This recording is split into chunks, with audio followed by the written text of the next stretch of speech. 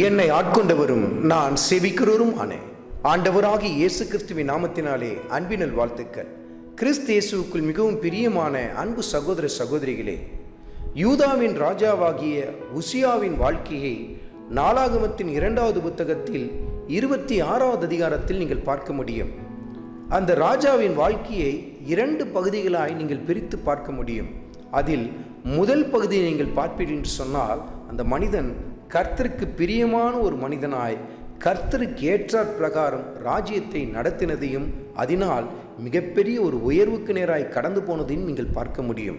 ஆனால் 2வது பகுதியில் நீங்கள் பார்ப்பீர்கள் என்று சொன்னால், அந்த மனிதனுக்குள் பெருமையும் அகந்தையும் ஆணவமும் காணப்பட்டதை நீங்கள் பார்க்க முடியும். அதனால் அந்த மனிதன் வீழ்ந்து போனதை, குஷ்டரோகியாய் மாறினதையும் நீங்கள் பார்க்க முடியும். அதற்கு காரணம் என்ன?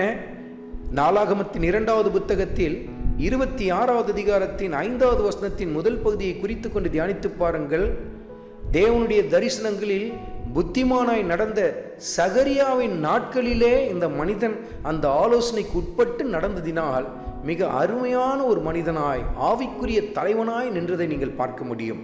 ஆனால் அதே சமயத்தில் சகரியாவின் நாட்கள் முடிந்த பின்பு பெருமை பிடித்த ஒரு மனிதனாய் செயல்பட ஆரம்பித்தான். முடிவிலே குஷ்டரோகியாய் மாற்றப்பட்டான். பாருங்கள், கிறிஸ்துவுக்குள் மிகவும் பிரியமான அன்பு சகோதர சகோதரிகளே, கர்த்தருடைய வார்த்தைக்கு கீழ்ப்படியுங்கள்.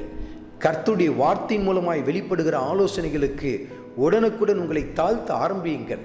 அந்த தெய்வீக ஆலோசனைகளுக்கு நீங்கள் கீழ்ப்படியும் பொழுது அது உங்களை மென்மேலும் உயர்வுக்கு நேராய் கொண்டு போக ஆரம்பிக்கும். கர்த்தர் உங்கள் வாழ்க்கையிலே மகிமைப்பட ஆரம்பிப்பார். ஆண்டவராகிய இயேசு கிறிஸ்துவின் கிருபை உங்கள் அனைவரோடும் கூட இருப்பதாக. ஆமென்.